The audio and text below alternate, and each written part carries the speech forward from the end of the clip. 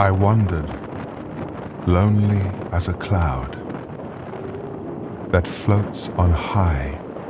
o'er vales and hills, when all at once I saw a crowd, a host of golden daffodils.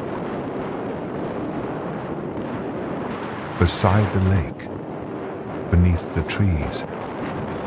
fluttering and dancing in the breeze, continuous as the stars that shine and twinkle on the Milky Way,